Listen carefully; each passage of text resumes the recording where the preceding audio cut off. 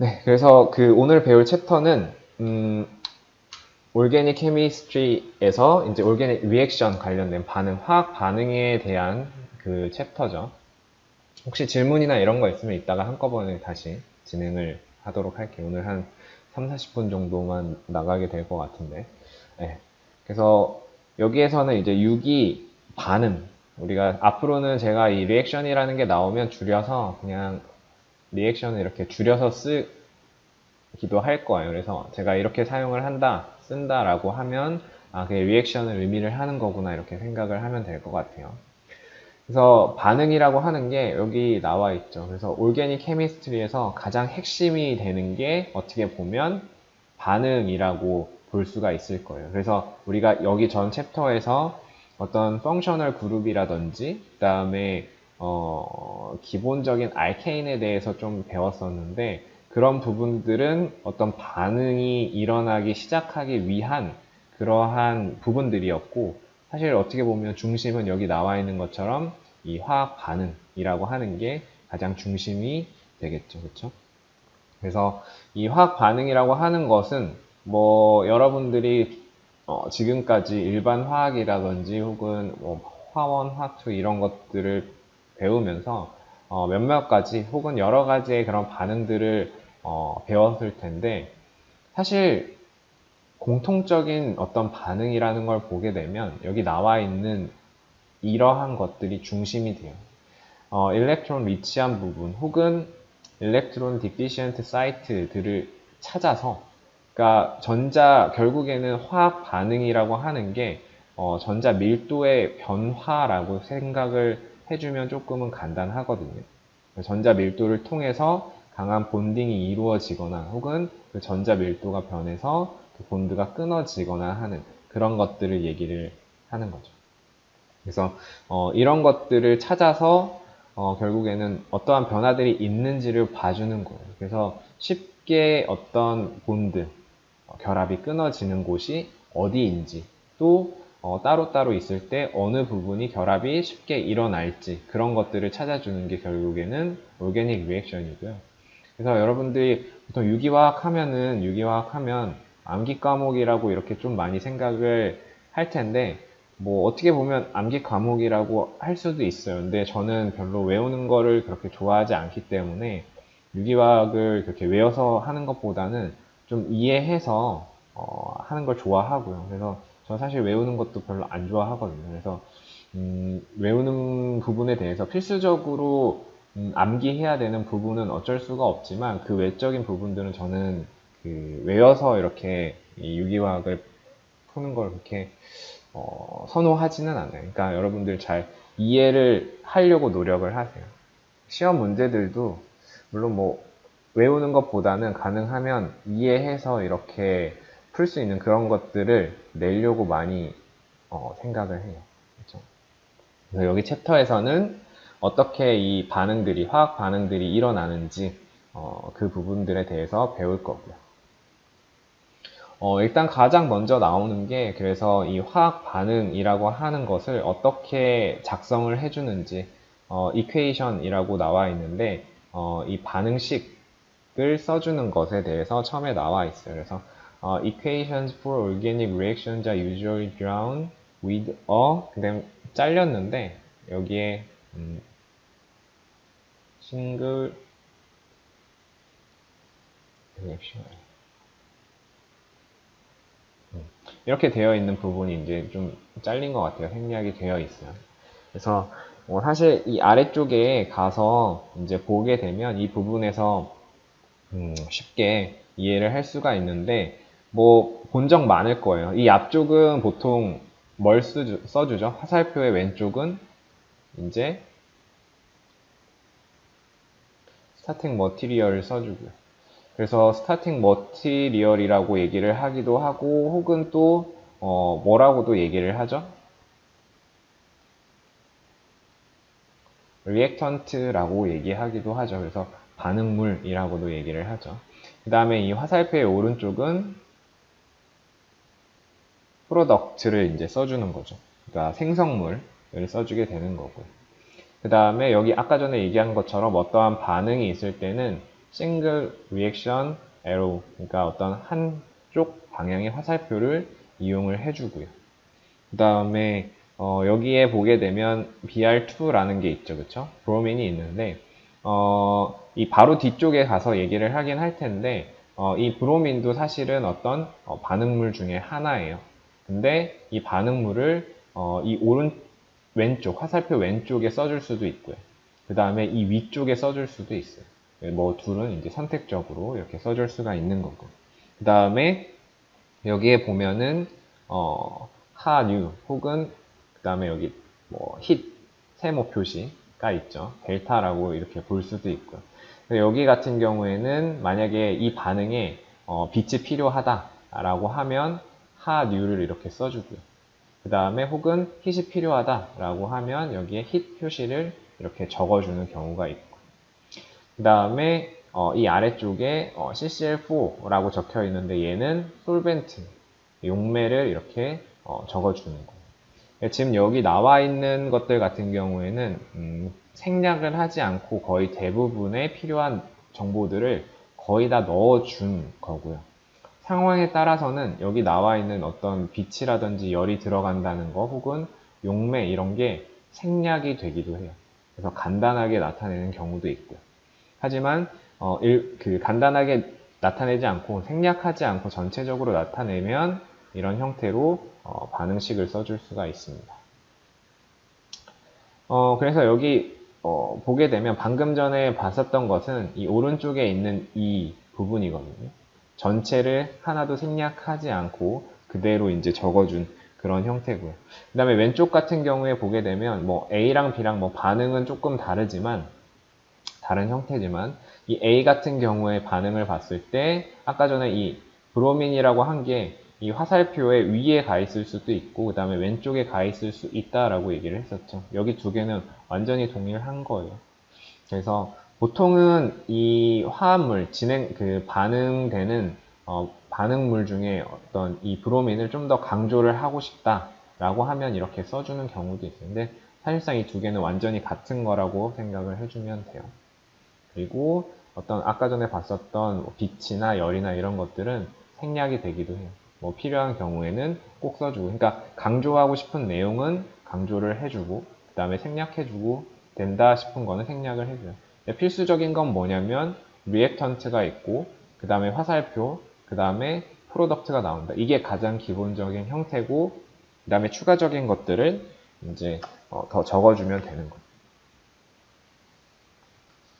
그 다음에 기존에는 사실 본 적이 많이 없을 수도 있는데 어떤 그 반응 보게 되면 화살표가 이렇게 되어 있고 리액션 에러가 이렇게 있고 그리고 여기에 숫자로 대괄호로 이렇게 되어 있고 숫자로 이렇게 되어 있는 경우가 있어요. 순서대로 써져 있는 경우가 있는데 이 경우는 어떤 경우를 의미를 하는 거냐면 여기 나와 있는 것처럼 시퀀셜 리액션인 경우에 이렇게 나타내줘요. 그러니까 순차적으로 일어나는 거죠.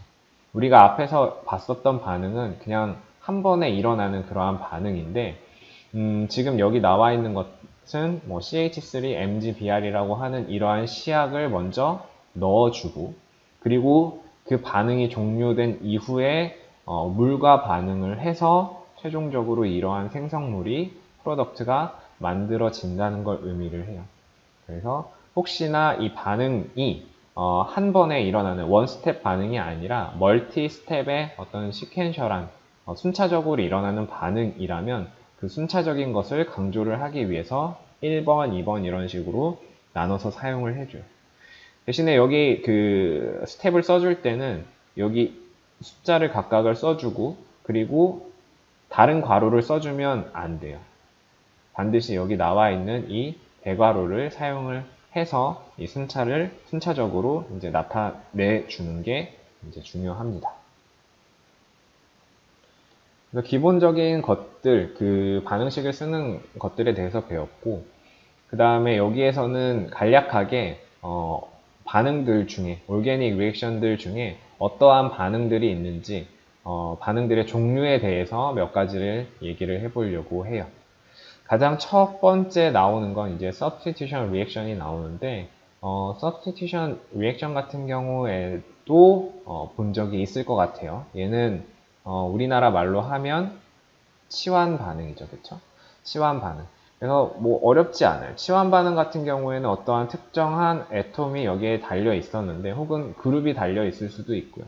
그거 대신에 다른 어떤 애톰이나 그룹이 그 부분에 와서 들어가고, 그리고 여기 있던 원래 있었던 애톰 같은 경우에는 빠져나가고, 그래서 어떤 특정한 부분이 다른 걸로 리플레이스 되는 그러한 반응을 이제 치환 반응, substitution reaction이라고 이제 얘기를 하는 거죠.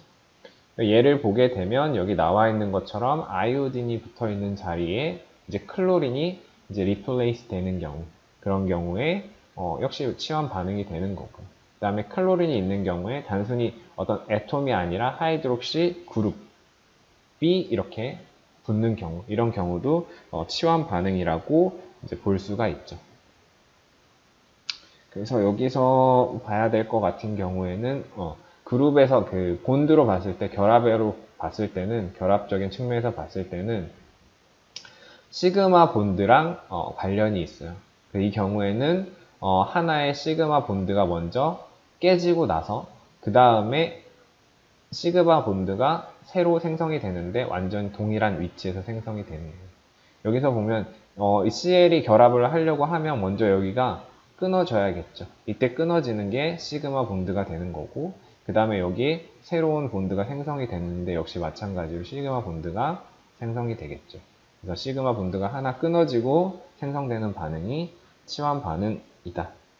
그 다음에 일반적으로는 이 일렉트로 네거티브한 여기 나와 있는 뭐 어떤 할로젠 원소들이나 혹은 산소 이런 것들이 붙어 있을 때 좀 더 치환 반응들이 잘 일어나는 일반적인 예들이 돼요. 왜냐하면 우리가 앞에서 쭉 배웠듯이 이런 경우에 어떻게 돼요? 전자 밀도가 이런 식으로 진행이 되니까 중간에 있는 탄소는 전자 밀도가 낮아지고 전자 밀도가 높아지죠. 전자 밀도의 차이가 존재를 하면 반응성이 증가된다라고 얘기를 했었죠. 그래서 CH보다는 어떤 탄소와 일렉트로네가티비티가 높은 그러한 원소가 있을 경우에 반응이 쉽게 일어나기 때문에 여기에서 이렇게 예로 보여준 거고요. 그렇죠? 그 다음에 두 번째 나오는 반응은 엘리미네이션 반응이에요. 이게 보통은 제거 반응이라고 얘기를 하죠. 그쵸? 그래서 엘리미네이션 리액션 같은 경우에는 여기 나온 것처럼 두 개의 어떤 X라고 하는 것과 Y라고 하는 애톰 혹은 그룹이 달려 있는데 이 그룹이 이제 깨지면서 파이 본드가 생성되는 걸 엘리미네이션 반응이라고 얘기를 해요. 그래서 역시 마찬가지로 본드 측면에서 봤을 때는 몇 개예요? 두 개의 시그마 본드가 깨지고 하나의 파이 본드가 형성되는 이러한 형태의 반응을 엘리미네이션 리액션이라고 얘기를 하고, 사실 간단한 것들이라서 쭉쭉 넘어가도 되는데, 그래서 여기에서 뭐 생략된 거 잠깐 빠진 거 얘기를 해볼게요. 두 개의 파이 본드가 깨지고 그다음에 두 개의 시그마 본드가 깨지고 하나의 파이 본드가 형성되는 게 엘리미네이션 리액션이다.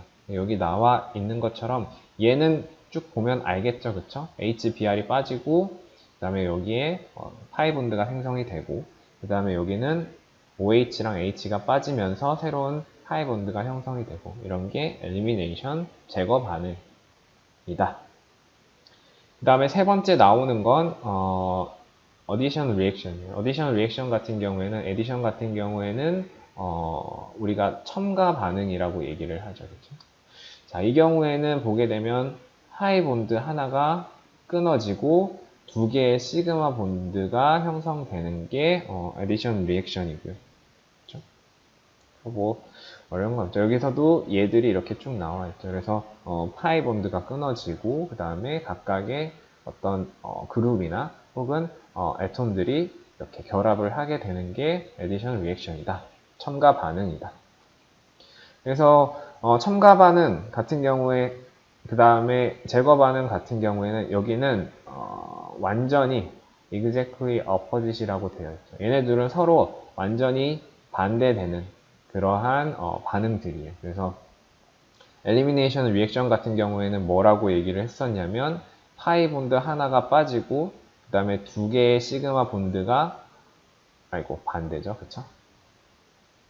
두 개의 시그마 본드가 빠지고 하나의 파이 본드가 형성이 되는 걸 엘리미네이션이라고 얘기를 했는데 어디션 리액션 같은 경우에는 반대였죠. 그쵸? 하나의 파이 본드가 깨지면서 두 개의 시그마 본드가 생성되는 게 어디션 리액션이겠죠. 그래서 이 반응들 같은 경우에는 이제 함께 일어나기도 해요. 그러니까 그 역반응으로서 리버서블한 그러한 리액션으로 이제 일어날 수도 있는 그러한 특징이에요.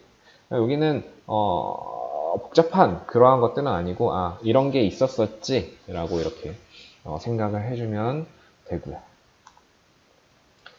그 다음에 이제 나오는 게 이제 반응의 종류에서 넘어가서 이제 리액션 메커니즘에 대해서 얘기를 할 거예요.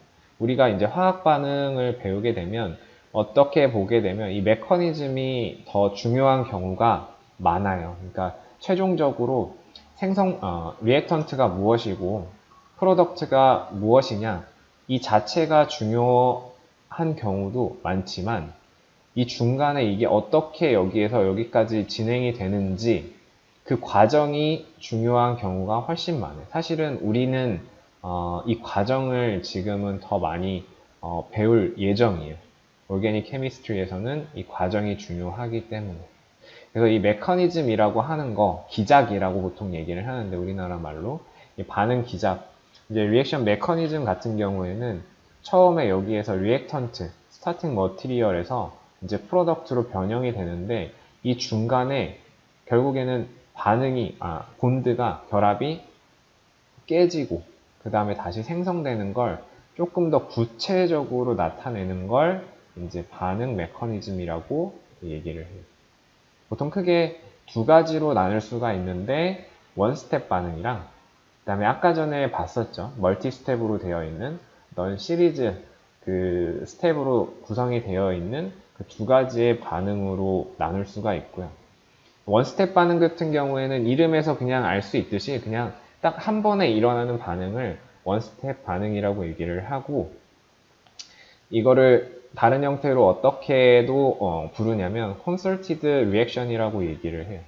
콘서트라고 하는 게 보통 공연을 생각할 수 있는데 그 공연이 이루어지려면 여러 파트들, 뭐 무대, 조명, 그 다음에 악기 이런 것들이 같이 협동적으로 일어나야 되는 그런 것들을 콘서트라고 얘기를 하죠. 그래서 이거를 우리나라 말로도 얘기를 할 때는 협동 반응이라고 얘기를 해요.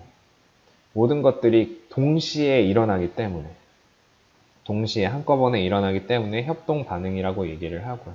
이 말 뜻은 어떤 결합들이 깨지고 생성이 되고 하는데 순차적으로 이것들이 발생을 하는 게 아니라 동시다발적으로 이렇게 이루어진다는 뜻이에요. 그래서 보통은 이 원스텝 리액션 같은 경우에는 여기 A라고 하는 거, 여기 A라고 나타내긴 했지만 하나의 어떤 컴파운드만 있는 건 아니에요. 그러니까 여기 A라고 나타내는 거는 여기에 뭐 X 플러스 Y 뭐 이런 식으로 될 수도 있고요. 여러 가지가 나올 수가 있어요. 그 다음에 B는 프로덕트를 의미를 하는 거예요.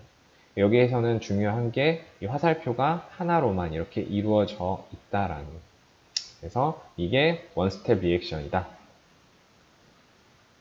그 다음에 두 번째 우리가 봐야 되는 거 원스텝 리액션이 아닌 멀티 스텝으로 되어 있는 리액션은 스텝 와이즈 리액션이라고 이렇게 얘기를 하고 이 경우에는 두 개 이상의 스텝으로 이루어져 있는 그러한 반응들을 얘기를 해요. 그래서 이 경우에는 중요한 게 뭐냐면 여기 나와 있는 reactive intermediate이라고 되어 있는 거 이게 중요해요. 그래서 어떤 리액턴트에서 시작을 해서 프로덕트로 갈 때 이 중간에 어떠한 단계가 있어서 이 중간 단계에서 생성되는 걸 여기 나와 있는 것처럼 reactive intermediate이라고 얘기를 하는데 이거를 반응의 중간에서 생성되는 물질이다 라고 얘기를 해서 반응 중간체라고 얘기를 해요.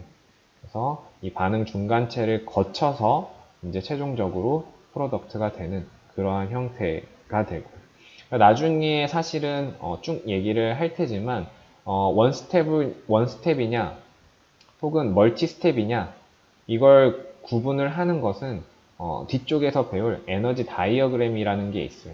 에너지를 이렇게 처음에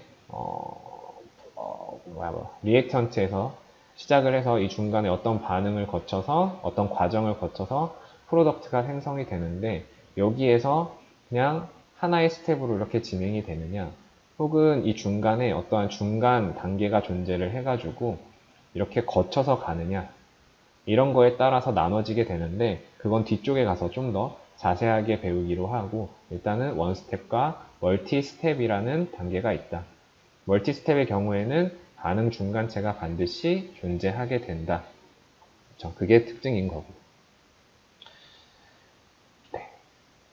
그 다음에 지금 이 앞부분은 반응에 대한 기초적인 어떤 정보들, 이런 것들에 대해서 쭉 나열되고 있는 부분들이에요. 그래서 이런 것들이 있구나, 기억을 해주면 되고요. 그래서 방금 전까지 했던 게 이제 리액션 메커니즘까지 한 게 이제 또 끝난 거고, 그 다음에 새로운 용어, 그러니까 새로운 개념을 다시 얘기를 하게 되는데, 여기에서 새로운 개념은 이제 본드의 브레이킹이에요. 그러니까 본드 결합이 끊어지는 거죠. 자, 결합이 끊어지는 것도 두 가지 방법이 있어요. 두 가지 방법이 있는데, 첫 번째 방법은 뭐냐면, 우리가 하나의 본드라고 하면 A와 B 사이에 이렇게 시그마 결합이 존재한다라고 이렇게 우리가 앞에서 배우면, 이 사이를 다시 풀어서 써보면 어떤 A라고 하는 것과 B라고 하는 컴파운드 사이에 전자 두 개가 공유되어 있는 거죠. 그렇죠? 이 전자 두 개가 공유되어 있는데, 결국에 결합이 깨진다는 얘기는 여기에 이 사이에 공유되고 있던 이 전자들이 어느 한쪽으로 이제 분리가 된다라는 걸 의미를 하는 거죠. 이랬을 때 equally divided, 그러니까 동일하게 나눠지는 경우, 즉 이 말뜻은 A라는 컴파운드랑 B라는 컴파운드가 여기 아래 나와 있는 것처럼 전자를 하나씩 가져가는 경우가 있을 거고, 그 다음에 unequally, 그러니까 이 두 개를 어느 하나의 컴파운드가 두 개 다 가져가는 경우, 이 경우에는 equally가 아니겠죠. 그래서 이 두 가지 경우로 나눌 수가 있는데, 일단 여기 아래 나와 있는 것처럼 이 시그마 본드가 동등하게 분해되는 경우, 나눠 갖는 경우, 이 경우를 호모라이시스라고 얘기를 해. 또 호모라고 하는 게 균일한이라는 그런 뜻을 갖죠. 그 다음에 라이시스라고 하는 것은 어떤 분리, 분해를 의미를 해요. 분해를 의미. 그래서 균일하게 분해된다라고 해서 이 호모라이시스를 한국말로 번역을 할 때는 균등분해라고 얘기를 해요. 균등분해, 균일분해 혹은 균일분해라고 얘기를 하고요. 그래서 각각 전자가 이 사이에 있는 두 개를 하나씩 나누어 갖는 이러한 형태를 균등분해라고 얘기를 하고요. 그래서 화살표로 나타낸 것을 보게 되면 우리가 앞에서 배웠던 것은 이렇게 해서 이렇게 표시를 했었죠. 그쵸? 얘를 다시 한번 리마인드를 해보면 full headed curved arrow 라고 얘기를 해요. 그쵸? 그 다음에 지금 여기 나와 있는 이 화살표는 여기 나와 있는 것처럼 half headed curved arrow라고 되어 있어요. 그래서 끝을 잘 보면 끝이 반쪽만 있어요. 그쵸? 그래서 이 머리가 완전하게 있을 때는 전자 쌍이 이동하는 것을 의미를 하는 거고, 머리가 반쪽만 있을 때는 싱글 일렉트론, 전자 하나가 이동을 하는 것을 의미를 해요. 그래서 여기는 전자가 하나만 이동을 하는 거기 때문에 끝이 머리가 반이죠. 그렇죠? 그래서 이 경우에 이렇게 호모라이시스로 이렇게 표현을 할 수가 있고, 그 다음에 지금 1학기 때는 배우지 않고 2학기 때 배우겠지만, 여기에 나와 있는 것처럼 전자가 싱글 일렉트론을 가지고 있는 경우, 이런 경우에 이런 컴파운드들을 레디칼이라고 얘기를 해요. 레디칼 같은 경우에는 굉장히 unstable한, 그러니까 불안정한 상태의 그런 화합물이라서 쉽게 다른 물질들이랑 결합을 하는 그러한 특징을 가지고 있어요. 그래서 불안정한 이유는 여기 나와 있는 것처럼 옥텟 법칙을 만족을 하지 않기 때문에 불안정한 거겠죠. 여기에 주변에 뭐 다 있다고 하더라도 여기에 싱글이기 때문에 7개밖에 없죠. 그렇죠? 그래서 굉장히 불안정한 상태일 것이다. 불안정한 상태이다. 그래서 레디컬은 굉장히 반응성이 큰 그러한 물질인 거고요. 그 다음에 두 번째 본드가 깨지는 건 바로 아래쪽에서 보죠.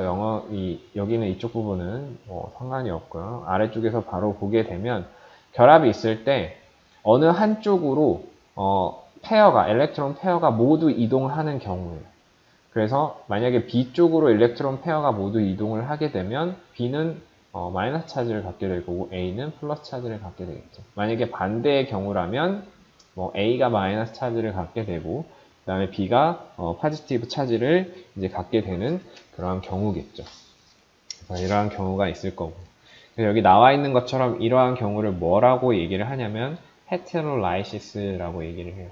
아까 전이랑 똑같이 라이시스는 분해를 얘기를 하는 거고 헤테로라고 하는 거는 균일하지 않은 거, 불균일을 얘기를 하겠죠. 그래서 얘는 우리나라 말로 이렇게 할 때는 불균등 분해 혹은 불균일 분해라고 얘기를 해요. 한쪽으로 다 가져갔기 때문에 여기 지금 잘려서 제대로 안 나와 있는데 여기는 다시 그려보면 A가 있고 B가 이렇게 있고 그 다음에 화살표가 이렇게 있고 A 플러스 B 이렇게 되어 있는데 여기에서는 이렇게 간 경우를 얘기를 하고요. 그 다음에 A는 플러스가 되고 B에는 이렇게 마이너스가 되어 있는 경우. 그래서 이 경우는 보게 되면 불균등 분해죠. 그래서 이 사이에 있는 이 일렉트론 페어가 모두 B 쪽으로 이동을 한 거예요. 화살표를 보게 되면 아까 전에 우리가 앞에서 균등 분해에서 봤었던 하프 헤디드가 아니라 풀 헤디드 커브드 에로우죠. 그쵸? 머리가 완전히 있고요. 그 다음에 A는 전자를 잃었기 때문에 포지티브 차지를 뜨게 될 거고 B는 전자 쌍을 가지면서 네거티브 차지를 갖게 되겠죠. 이러한 형태가 있고 만약에 어떤 탄소와 어떤 일렉트로 네가티비티를 갖는 그러한 본드가 있었는데 여기 탄소가 만약에 전자를 잃게 되면 이런 형태가 되겠죠. 그것을 카보케라이온이라고 얘기를 해요. 그래서 카본, 탄소 양이온이라고 얘기를 하고요. 만약에 어떠한 물질과 서로 전자를 주고 받았는데 카본이 전자를 받아왔어요. 그러면 이렇게 되겠죠. 그걸 탄소 음이온이라고 얘기해요. 카바 애나이온이라고 얘기를 하고요. 그래서 카보캐라이온 언스테이블해요. 왜 그럴까요? 얘는 주변에 지금 결합 이렇게 있을 테고 거기에 이렇게 포지티브 차지를 갖게 되는 거겠죠. 주변에 일렉트론을 세보면 몇 개밖에 없냐면 6개밖에 없어요. 그러니까 불안정하겠죠. unstable 하겠죠. 그러면 카바 애나이온은 안정한가? 아니, 얘도 불안정해요. 물론 얘는 이렇게 탄소가 있고 결합에 비공유 전자쌍에 마이너스 차지를 가지고 있겠죠.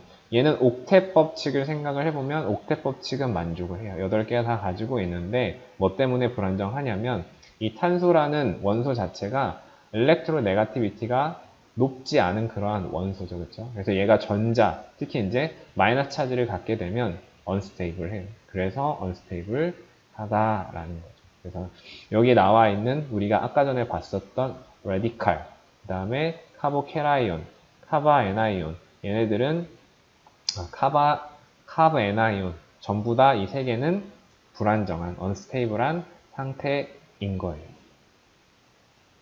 그래서 여기 나와 있는 것처럼 레디칼이랑 카보캐라이온, 카바애나이온 얘네들이 생성이 될 수 있고 이 경우에는 이제 전부 다 불안정한 그러한 경우인 거예요. 그래서 여기 나와 있는 애들은 전부 다 어떠한 형태로 사용이 되냐면 Reactive Intermediate로 활용이 돼요. 그러니까 어떤 멀티 스텝의 반응, 우리가 아까 전에 원 스텝 반응이 있었고 멀티 스텝 반응이 있었죠. 그쵸?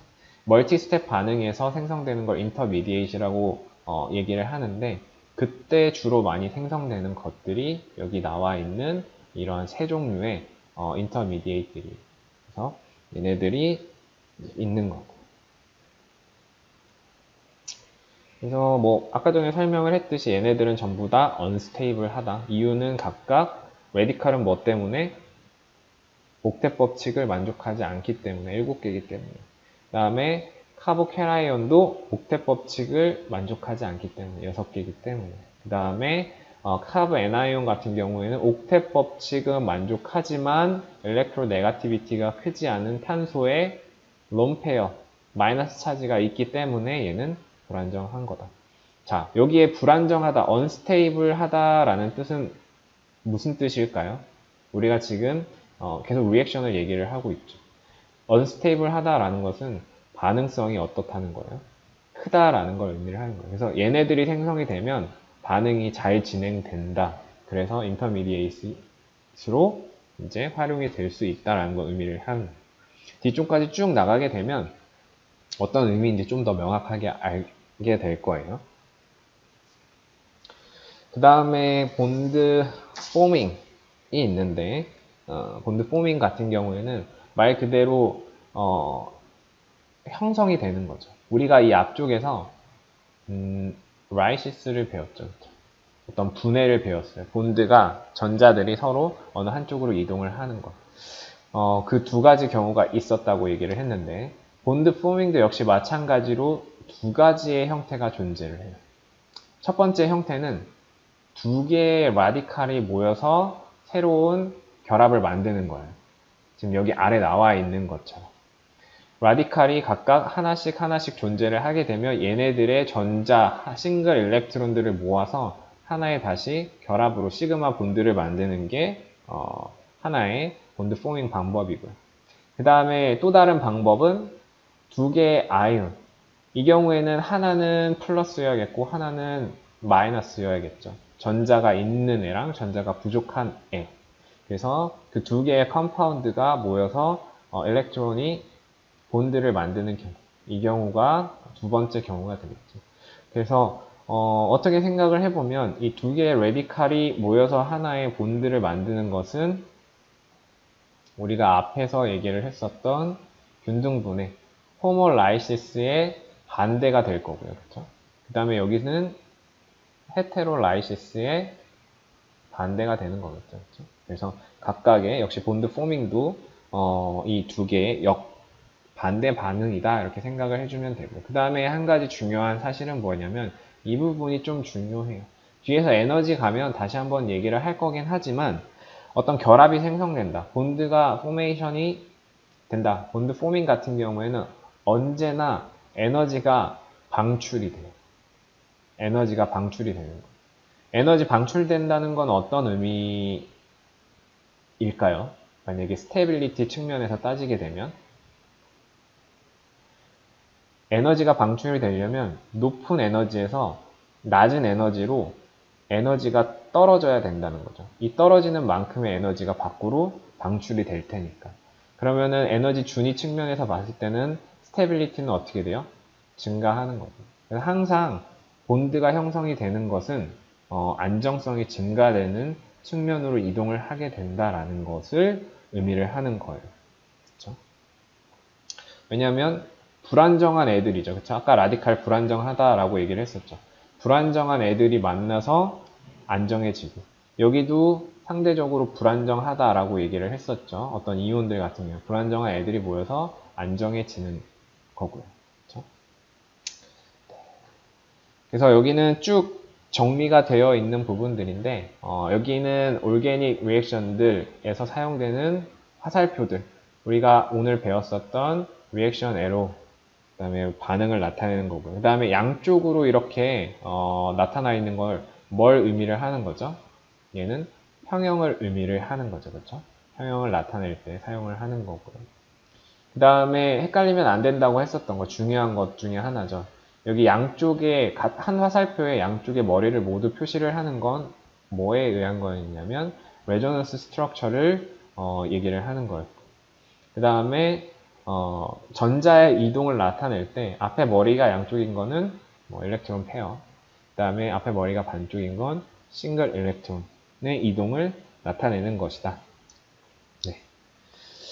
그래서 오늘은 이 정도까지 하고요. 다음에 이제 본드 디소시에이션 에너지는 여기서는 이제 다음 시간에 다음 주부터 다시 계속 이어서 진행을 하는 걸로 할게요.